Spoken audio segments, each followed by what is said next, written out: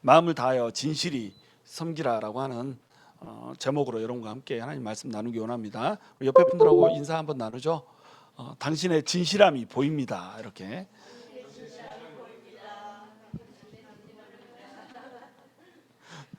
별로 진실하지 않은 표정을 하면서 얘기하시면 안 되는데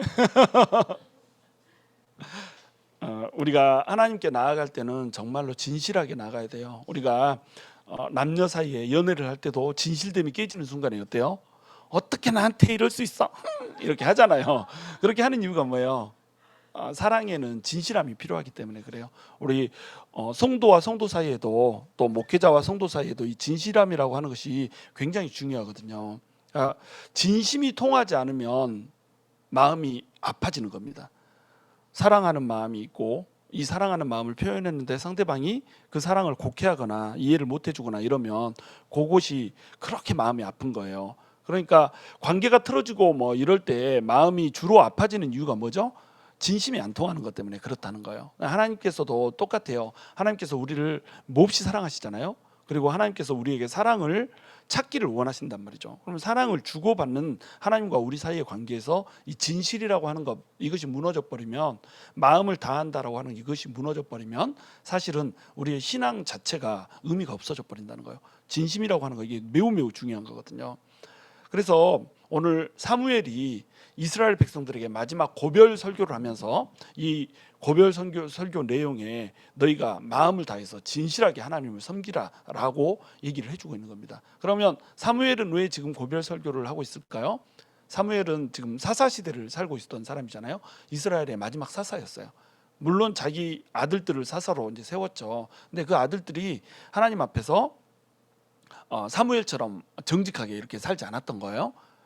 그래서 이스라엘 백성들이 이제 왕을 주소서 이렇게 해가지고 왕정 시대로 넘어가는 겁니다. 근데 이스라엘 백성들이 왕을 주소서 하면서 핑계를 쳤던 게 있어요. 이게 뭐냐면 사무엘의 아들들이 사무엘처럼 하지를 못한다 이렇게 생각을 한 거예요. 이 사람들의 마음속에는 우리 이스라엘 족속들이 다른 나라에 패하고 다른 나라한테 계속 공격받으면서 이렇게 약하게 살 수밖에 없는 이유, 이것이 왕이 우리한테 없기 때문이라고 진단을 내린 거예요. 이건 잘못된 진단이었죠. 원래 제대로 된 진단은 뭐예요? 하나님 앞에서 진실되게 하나님을 섬기지 못했다는 것, 이것이 잘못이었거든요. 하나님을 섬기되 하나님을 진실되게 섬겨야 됐잖아요. 근데 하나님을 왕으로 모시고 산다라고 하면서도 하나님 아닌 다른 것들을 우상으로 섬겨버렸단 말이에요. 그러니까 구원도 하지 못하고 또한 소리도 들을 수 없고 말도 할 수 없는 그 우상들을 섬기면서 하나님을 한쪽으로 밀어놔 버렸단 말이죠.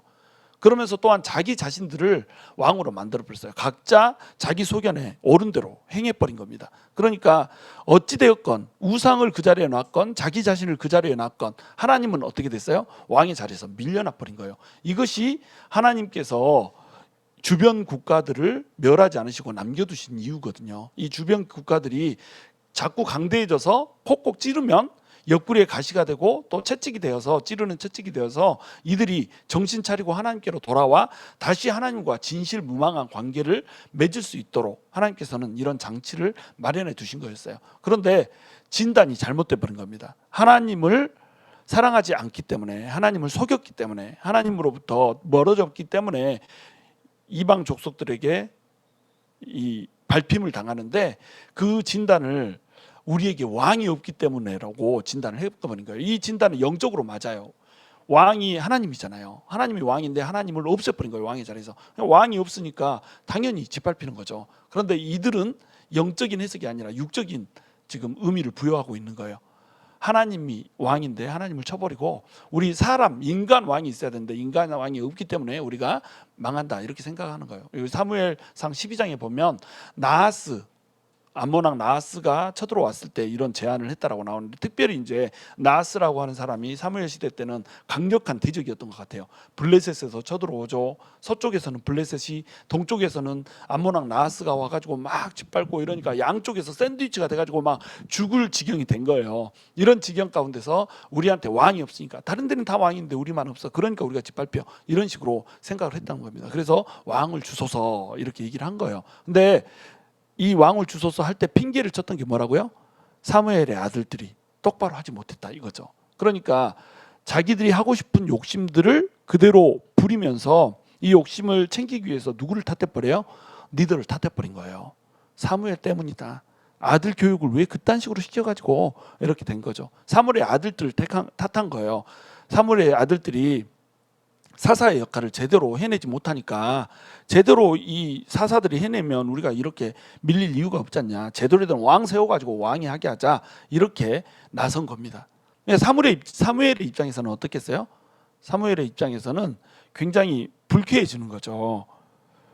이게 자기들의 범죄 때문에 생긴 일인데 사무엘 때문에 생긴 일인 것처럼 모함을 해버린 거예요. 또 자기들의 하나님으로부터 멀어진 것 때문에 벌어진 일인데 사무엘의 아들들 탓을 해버린 겁니다. 사무엘 가족 전체를 싸잡아서 이 사람들이 문제가 있어가지고 우리가 약한 것처럼, 그러니까 사사 말고 왕을 주소서 이렇게 돼버린 거죠.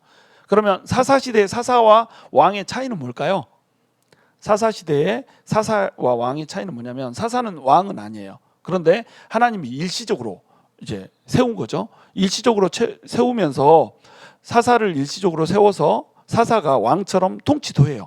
그리고 판단도 해요. 그러니까 심판도 하고 판결도 하고 막 이렇게 하죠. 그리고 뭐 제사장이었던 사람이 부르심을 받으면 제사장이면서 동시에 사사가 통치도 되고, 또 선지자였던 사람이 부름을 받으면 선지자면서 동시에 통치도 하고, 이런 식으로 되는 거예요. 일시적인 거다. 그리고 부르실 때 택하는 거고, 이것이 세습이 돼요, 안 돼요? 세습이 안 돼요. 근데 왕은 어때요? 한번 딱 부르심을 받으면 이 사람은 세습이 되는 거예요. 그리고 이 사람은 이 정치적인 리더로서 통치를 하게 되는 거죠. 그러면 사사시대에서 왕정시대로 넘어갔다 그러면 이제 분리가 되는 거죠. 왕은 정치를 하고 사무엘은 제사장이니까 제사도 드리고, 또한 선지자니까 예언도 하고, 이런 식으로 이제 분리가 되는 겁니다. 그러면 그 전에는 사사가 정치도 하고 또 통치도 하고 판결도 하고 막 이랬던 자리에서 사울에게 이 일들을 넘겨줘야 되잖아요. 그러니까 이제 고별 설교를 하는 거예요. 이제부터는 통치를 누가 한다? 사울이 한다 이거예요. 그 전에는 사울이 왕으로 기름 부음을 받았지만, 왕으로 기름 부음을 받은 상태에서도 불구하고 완전히 확고한 왕으로 자리를 매김을 못 지었죠. 어떻게 해서 자리매김을 하죠? 암몬왕 나하스가 쳐들어온 거예요. 길르앗을 쳐들어와 가지고 너네들을 내가 짓밟겠다 딱 이렇게 하니까 가가지고 화친을 맺으려고 하잖아요. 우리랑 화친 맺읍시다. 우리가 조공 바칠게요. 시키는 대로 부역할게요. 이렇게 한 거죠. 그러니까 너네는 언제든지 우리한테 기어 올라올 수 있기 때문에 너네 오른쪽 눈을 다 내가 뽑고서야 조화를 이루겠다 이렇게 한 거죠. 화친을 맺겠다 이렇게 한 거죠. 오른쪽 눈을 뽑으면 어떻게 된다고요? 방패를 왼쪽으로, 이렇게 왼쪽 눈으로 방패를 가리기 때문에 앞을 못 보니까 싸움을 할 수가 없게 되는 이런 상황이 된 거예요. 그러니까 너네는 전쟁을 할 수 없고 완전히 이제 개처럼, 짐승처럼 내가 시키는 대로만 일하는 그런 족속으로 만들어 버리겠다, 이런 식의 선포를 한 겁니다. 완전히 하나님의 백성이 그냥 모욕을 당하는 거예요. 땅바닥에 짓밟혀서 수치를 당하는 이런 상황이 돼버린 겁니다. 바로 이런 상황 가운데 사울이 등장을 해가지고 이 암몬왕 나하스를 딱 쳐서 물리쳐 버리잖아요. 이러면서 사울이 이제 공공연한 이스라엘의 왕으로 등극을 하는 거예요. 하나님이 이렇게 세워줬죠. 왕정 시대가 드디어 이제 열리기 시작하는 겁니다. 이 왕정 시대가 열리니까 사무엘이 사울에게 통치권을 내주고 자기는 물러가니까 이제 고별 설교를 하는 거예요. 이 고별 설교를 할 때 사무엘은 어떤 마음이 있겠어요? 너네가 왕을 세워놔 봤자 이 왕이 똑바로 하지 못하면 언젠가는 또 똑같은 결과를 맞이하게 될 거라고 하는 것, 이것을 감지를 하고 있는 겁니다. 사무엘이 사사가 돼서 똑바로 통치를 하고 있음에도 불구하고 이스라엘 백성들이 제대로 돌이킬지를 모르잖아요. 왕을 주소서 이러고 있잖아요. 사무엘이 어려서부터 지금 이 늙은 나이가 되기까지 한 번도 흐트러짐 없이 하나님 앞에서 전심으로 섬기면서 이스라엘 백성들에게 잘해줬단 말이죠. 근데 이스라엘 백성들은 지금 왕을 주소서 이러고 있단 말이에요. 그러니까 사무엘 입장에서는 답답하죠. 그리고 신명기에서 이미 왕에 대한 제도에 대해서 얘기를 해줬고, 너희가 왕을 세워주면 이 왕들이 또 타락하게 될 거라고 하는 거, 이것까지도 다 얘기해 줬어요. 사무엘은 이 사실을 알아요, 몰라요? 잘 알고 있는 거죠. 그러니까 우려가 되는 겁니다. 그래서 이제 정치권을 사울한테 넘겨주면서 자기가 우려하는 일들에 대해서 얘기를 해주고 있는 이런 상황인 거죠. 그래서 사무엘이 맨 처음에 질문하는 질문이 있어요. 내가 너네에게서 나귀를 빼앗은 일이 있느냐? 내가 너네에게서 소를 빼앗은 일이 있느냐? 내가 너네를 압제한 일이 있느냐? 내가 너네를 속인 일이 있느냐? 이런 식으로 물어보는 겁니다. 그러니까 이스라엘 백성들이 인정하죠. 당신이 우리를 한테서 빼앗은 일도 없고 속인 일도 없고 압제한 일도 없습니다. 이렇게 인정하는 거예요. 이 말을 사무엘이 왜 물어봤을까요? 나 똑바로 너네를 통치했고 하나님 앞에 진실무망하게 사사로 서 있었다. 그럼에도 불구하고 너네가 패역하게 왕을 구했다. 너네의 잘못을, 너네의 문제를 너네가 제대로 진단을 하지 못하고 있다. 이 얘기를 하는 거예요. 그래서 지금 내 옆에 너네가 기름 부어 세운 사울도 있고 내 아들들도 여기 서 있다. 이렇게 얘기를 한 겁니다. 왜? 왕이 없어서 왕 달라고 했거든요. 왕이 없어서 우리가 망하는 것처럼 이렇게 얘기를 했단 말이죠. 또 마치 사무엘의 아들들이 똑바로 하지 못해서 우리가 망하는 것처럼 이렇게 했단 말이죠. 그러니까 너네가 핑계쳤던 이 불의의 사람들이 옆에 있다. 자, 이런 사람들 앞에서 내가 마지막 말씀 전하고 있다. 너네 하나님 앞에 어떻게 섬길래? 이렇게 얘기를 하고 있는 거예요. 그래서 이 두 사람 세워진 데서 자, 내가 내 앞에서 얘기 한번 해봐라. 내가 속이고 빼앗고 압제한 거 있냐? 없다고 한 거예요. 그러니까 그러면 이제 하나님께서 너네한테 어떻게 해줬는가 한번 생각해 보자. 하나님이 너네가 애굽에서 종살이 하고 있을 때 그 종의 자리에서 너네 끄집어내 가지고 이 가나안 땅이라고 하는 땅을 줬잖냐. 이 땅 줬으면 그게 은혜잖아. 너네가 어떻게 그 노예 상태에서 벗어날 수가 있었겠니? 하나님이 그렇게 해줬잖아. 그리고 가나안 땅에 너네보다 훨씬 강한 족속들이 살고 있었는데 이 강한 족속들 다 몰아내고 하나님이 너네를 이 땅을 차지할 수 있게 해줬고 이 땅에서 풍요와 번영을 누리게 해줬잖니. 그런데 너네가 이 땅에서 섬기면서 타락했던 그 우상들을 그대로 섬기면서 하나님을 버려버렸다. 그때 너네의 죄악 때문에 압제하는 자들이 찾아왔고 이 압제자들로부터 또 너네가 죄악을 범하였음에도 불구하고 구원해 주기 위해서 사사 입다도 보내줬고 다른 사사들도 막 보내줬고 사사들을 보내줘서 너네를 건져줬잖니. 근데 너네 이 모양 이 꼴로 살았다. 심지어 나까지도 하나님께서 보내주셔서 나를 사사로 세워서 너네를 압제에서 구원하고 정말로 진실무망하게 하나님께로 돌아오기를 원했는데 너네가 그렇게 살지 못하고 너네가 잘못 행했던 우상을 숭배했던 그 자리에 악을 하나 더해서 왕을 달라고까지 해버렸다. 지금 이거를 선포를 하고 있는 거예요. 첫 번째 잘못은 뭐예요? 그들이 우상 숭배를 해버린 거예요. 두 번째 잘못은 뭐예요? 자기 소견대로 행동을 해가지고 자기 스스로 왕이 돼버린 거예요. 하나님을 왕의 자리에서 끄집어 내려버린 겁니다. 그래놓고 나서 세 번째 잘못은 뭐예요? 정당하게 인간 왕을 구해버린 거예요. 우리 하나님 왕 필요 없어요. 하나님 왕 필요 없고 인간 왕 우리 힘으로 우리가 알아서 할 수 있게 이렇게 해주세요. 이렇게 한 거예요. 인간 왕을 구한 것이 왜 범죄가 될까요? 하나님 필요 없다는 거예요. 하나님이 필요 없다라고 하는 선포를 해버린 겁니다. 그러니까 하나님께서 이제 속이 상하는 거죠. 이것을 요구하면서 사무엘과 사무엘의 아들들을 끄집어내렸기 때문에 모함했기 때문에 사무엘도 속이 상했죠. 근데 사무엘이 더 속이 상한 이유는 뭐예요? 그토록 진실되게 섬기는 하나님의 이름을 욕되게 해버린 거예요. 그러니까 너네가 한 이 짓을 봐라 이거죠. 너네 이렇게 하면 왕 줘도 똑같아. 이 왕 사울이 왕으로 세워져 있지만 이 사울 왕이 잘못해서 패역하게 되면 너네 어떻게 될 것 같니? 이 질문하고 있는 거예요. 그러니까 요점은 뭐예요? 너희가 진실무망하게 하나님을 섬기는 거 이것을 마음속에 기억하라 이거예요. 이걸 기억하게 해주려고 이제 역사 얘기에서 시작하여서 이제 체험의 문제로 들어가는 겁니다. 역사 속에서 너네 봤지? 이제 그 역사 말고 너네 조상들이 겪었던 그 역사 말고 너네가 직접 겪게 해줄게. 이렇게 해가지고 그 일을 겪게 만들어주는데 어떤 일이에요? 그게 밀을 수확할 때인데 우레와 비가 내릴 거라고 하는 얘기를 해주는 거예요. 자, 여기 이스라엘 지방 근동 지방은 우기와 건기가 확실하잖아요. 밀을 수확할 때는 건기예요. 비가 오지 않아요. 비가 오지 않는 이 때인데 하나님께서 지금 너네 모든 사람들이 있는 앞에서 번개치고 천둥 내리고 비 내리게 해줄 거라 이거죠.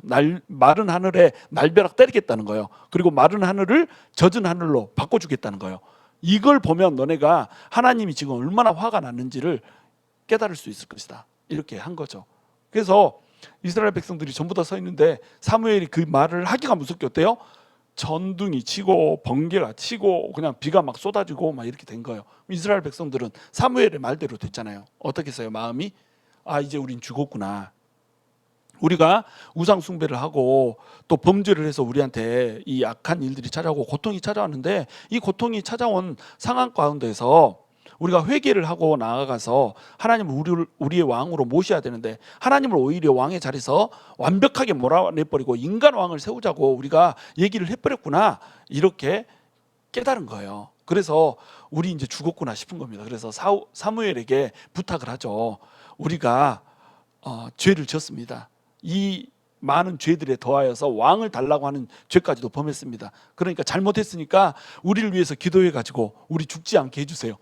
마른 하늘에서 번개치고 비 내리고 막 이러니까 죽을 거라고 생각을 한 거죠. 그렇게 해주소서 이렇게 하니까 사무엘이 뭐라고 얘기해요? 하나님이 너네를 백성으로 삼으셨고 하나님이 너네를 사랑하니까 너네 죽이지 않을 거야. 하나님께서 너네를 부르셨기 때문에 하나님 그 자신의 이름을 위해서 너네를 죽이지 않을 거야. 괜찮아. 너네는 살 수 있어. 그리고 나도 너네를 위해서 기도하기를 쉬는 죄를 범하지 않을 거야. 계속 너네를 위해서 기도할 거야. 이렇게 얘기를 하는 겁니다. 지금 사무엘이 역사의 뒷페이지로 넘어가는 상황이 아니에요. 정치권, 권력, 이 다스리는 통치권, 요것만 사울한테 넘겨주고 제사장으로서 선지자로서의 삶은 계속 살아가는 거예요. 그러니까 제사장이면서 선지자인 사무엘이 맡은 일은 뭐예요? 회중을 위해서 기도한 일을 맡은 거예요. 이게 이제 목회자가 맡은 일이거든요. 목회자는 자기 양들을 위해서 기도하기를 쉬면 안 되는 거예요. 기도하기를 쉬는 그 자체가 죄가 되는 거예요. 하나님 앞에 진실무망한 목회자라고 한다면 반드시 성도들을 위해서 쉬지 않고 기도를 해야 되는 겁니다. 때로는 성도들이 어때요? 목회자의 진심을 잘 몰라주죠. 그리고 때로는 목회자의 실수가 있을 수 있죠. 그럼 목회자가 실수하면 성도들은 어때요? 성도는 실수해도 목회자는 실수하면 안 되지. 그래서 이제 찌르기 시작한단 말이에요. 잘못을 이제 트집 잡고 막 이렇게 한단 말이죠. 또 진실을 몰라주면 진실을 오해해서 또 찌르기도 하고 막 이렇게 된다는 거죠. 그러면 목회자의 마음속에 어떤 생각이 들까요? 너는 내가 기도 안 해줘. 이렇게 되면 이 사람은 진짜 목사예요, 아니에요? 이 사람 진짜 목사가 아닌 겁니다. 이 사람 진짜 목자가 아니에요. 내가 다 기도해도 너는 기도 안 한다. 너는 쫄딱 망해라니. 망해봐야 하나님한테 쳐맞아봐야 맛을 알지. 막 이러면서 주여 심판을 내려주시옵소서 막 이러고 있으면, 자 이게 목자라고 할 수 있을까요? 이런 목자를 만나면 안 되는 거예요. 그럼 다행으로 저는 그런 목자는 아니에요.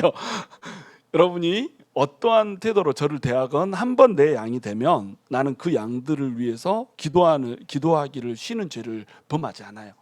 반드시 기도하고 더 잘되고 더 하나님께로 진실무망하게 돌아오기를 위해서 기도를 한다는 거, 이게 목회자의 태도거든요. 물론 여러분도 마찬가지예요. 여러분이 한 사람을 양으로 이렇게 품을 수 있어야 돼요.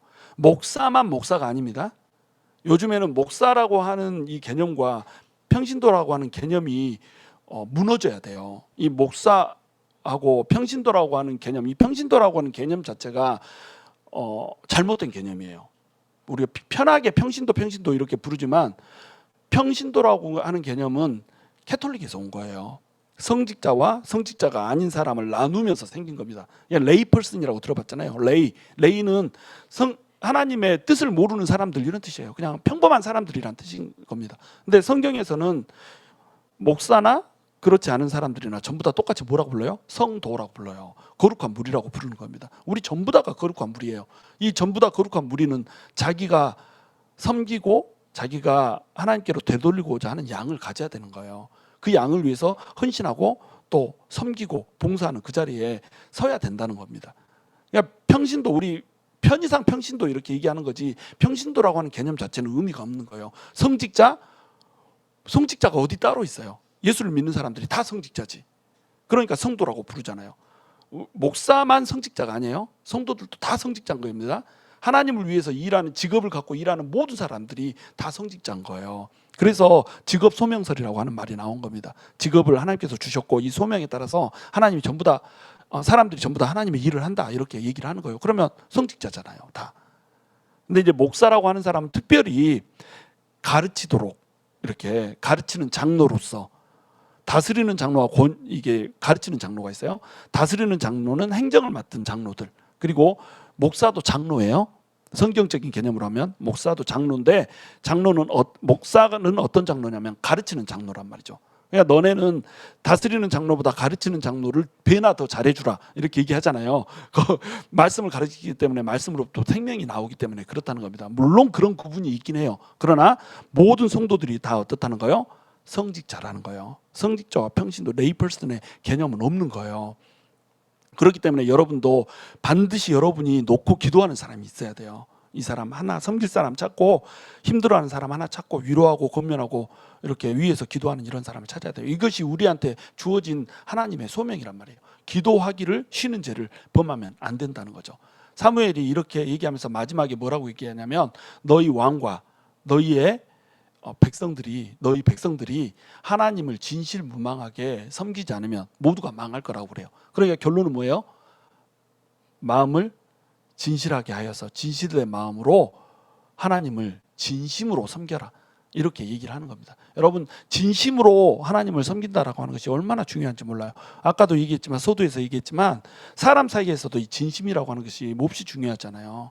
우리 저희의 간증을 좀 하자면 이보현 사모가 맨 처음에 이제 유학 왔을 때 유학 와서 저는 이제 유학생으로 와가지고 장학금을 받고 이제 살잖아요. 장학금으로 학비 내고 이거 가지고 생활까지 해야 돼요. 근데 장학금이 그렇게 많지가 않았어요. 생활비 내고 또 학비도 내고 장학금 받아서 이렇게 할 만한 충분한 돈이 되지 않았죠. 그러니까 이제 집에서 도움을 받아야 된단 말이죠. 근데 제가 그때 나이가 32세란 말이에요. 유학 온 나이가 32세인데 30이 넘어가지고 부모한테 손을 벌린다고 하는 건 또 저희 홀어머니잖아요. 어머니 혼자서 고생해서 일한 그 피 같은 돈을 내가 지원받아가지고 그걸로 살고 싶은 생각이 없는 거예요. 그래서 이제 이번 사모한테 얘기했죠. 나는 집에 돈을 달라고 하면 돈 줄 수 있어. 우리 집 돈 있어. 근데 달라고 하고 싶지 않아. 이 돈을 엄마 돈을 나는 쓰고 싶지 않다. 그러니까 우리 좀 힘들게 살더라도 돈 아껴서 돈 지원받지 말고 살자. 이렇게 이제 얘기를 한 거예요. 그래서 이제 돈을 지원받지 않고 살 수 있는 유일한 방법 뭐겠어요? 돈이 들어갈 때에서 돈을 빼면 되는 거예요. 근데 이렇게 저렇게 돈을 아무리 빼도 방세를 줄이는 수밖에 없는 거예요. 그래서 방을 이제 아주 싼 방을 찾는데 300불짜리 방이 나온 거예요. 그래서 이제 300불짜리 방, 이런 방이 다 있네 이러고 딱 가서 봤는데 세상에 어떤 인도 부부가 인도 사람인데 자녀들도 막 있고 막 이래요. 그런데 자기 집 거라지를 방으로 개조를 한 거예요. 거라지 그 셔터문도 있어. 근데 거기에 들어가면 그 거라지가 이제 자기 집보다 더 낮죠. 그 낮은 집에서 잠만 자고 이렇게 나갈 수밖에 없게 이렇게 만들어 놓은 거예요. 살림을 할 수 없게. 신혼부부가 어떻게 그런 데서 사나요? 그리고 부엌을 쓸 수 있냐고 물어봤더니 우리가 쓰지 않는 시간에 들어와서 쓸 수 있대. 거기서 어떻게 삽니까? 아무리 돈을 아껴야 되는 상황이라도. 근데 이보현 사모가 집에 와서 나는 거기서 살 수 있다. 이렇게 얘기하는 거예요. 그래서 우리 거기 들어가서 살자. 돈 아껴서 어머니한테 피해 안 끼치고 살면 되지. 이렇게 얘기하는 거예요. 그때 받았던 감동이 지금 제가 20년 전에 얘기를 하고 있거든요. 20년까지 그 감동이 안 없어지고 있어요. 저에 대한 그 마음이 진심이었기 때문에. 그러니까 내가 저희 어머니한테 도움을 받고 싶지 않는 그 마음을 헤아려 주는 거죠. 그래서 지금도 그때를 생각하면 내가 잘해줘야지 이런 생각을 하는 겁니다. 진실되게 저한테 했기 때문에 저도 진실되게 하고 싶은 거예요. 이게 사람 사이에서도 그렇거든요. 또 이제 제가 은혜를 받아버렸잖아요. 전혀 예수를 믿지 않은 상태에서 은혜를 받고 나니까 하나님 앞에 이렇게 하나님을 망령되이 일컬면서 살았던 그 과거들이 너무나도 이제 죄송스러운 거예요. 그래서 하나님, 나는 하나님을 위하여서 내 삶을 바치겠습니다. 이렇게 했거든요. 그래가지고 삶을 바치는 방법이 뭐가 있을까? 하나님이 그토록 좋아하는 영혼들을 내가 전도하겠습니다. 이래가지고 매주 토요일을 전도의 날로 정했어요. 나 혼자 매주 토요일을 나 혼자 전도의 날로 정하고 우리 전도하자. 매주 토요일 날 믿지 않는 사람들, 아직 믿음이 이렇게 자리 잡지 않은 사람들 초대해가지고 우리 그 사람들 먹이고 또 복음 전해가지고 믿게 하자. 이렇게 했는데 흔쾌히 또 동의를 했어요. 그래서 매주 토요일마다 손님을 초대해가지고 손님 초대하면 이제 우리는 전도 대상자 한 명만 초대하는 게 아니에요. 이 전도 대상자를 케어하는 사람, 이 사람을 같이 해야 되고 이 사람과 또 말을 잘 섞을 수 있는 사람 같이 또 조합을 잘 이루어가지고 치밀하게 짜서 초대를 하거든요. 그냥 부르는 게 아니고 어떻게 하면 예수를 잘 전할 수 있는 그런 분위기를 만들 것인가 이렇게 작전을 짜서 초대를 했어요. 그러니까 이 사람과 가장 나이도 맞고 뭐 처지도 맞고 이런 사람들을 연구하고 이렇게 고민해 가지고 딱 초대를 하는 겁니다. 그러면 초대할 때마다 한 10명 정도 식사를 준비를 해야 되는 거예요. 그럼 매주 주말마다 쉬어야 되는데 학교에서 공부하고 일하고 주말에는 이제 음식 준비하고 막 이렇게 하는 거예요. 저는 그것이 힘든 건지 몰랐어요. 그냥 뚝딱 하면 음식이 나오는 걸로 생각을 해가지고 아 그래 이거 영광스러운 일을 한다 막 이렇게 하고 있었죠. 근데 한 2년 정도 지났는데 사람들한테 다 소문이 났죠. 우리가 그렇게 한다는 게. 그래가지고 자매님들이 나한테 찾아와가지고 난리를 부리는 거예요. 어떻게 그럴 수가 있냐? 하나님을 사랑한다는 사람이 어떻게 그런 악한 짓을 할 수 있냐 막 이러는 거예요. 그래서 무슨 악한 짓, 내가 뭔 악한 짓을 했는데 이랬더니 자기 와이프를 어떻게 그렇게 죽일 수 있냐, 이거 죽는다 이러다가 막 이렇게 한 거예요. 그때서 이제 깨달은 거, 이게 힘든 일이구나 이렇게. 근데 그 2년 동안 힘든 일을 한 주도 뭐 가끔씩 빠지는 주도 있으면 거의 매주 하면서도 저한테 이거 힘들다는 얘기를 해본 적이 없어요. 저한테 그만하자 얘기해 본 적이 없어요.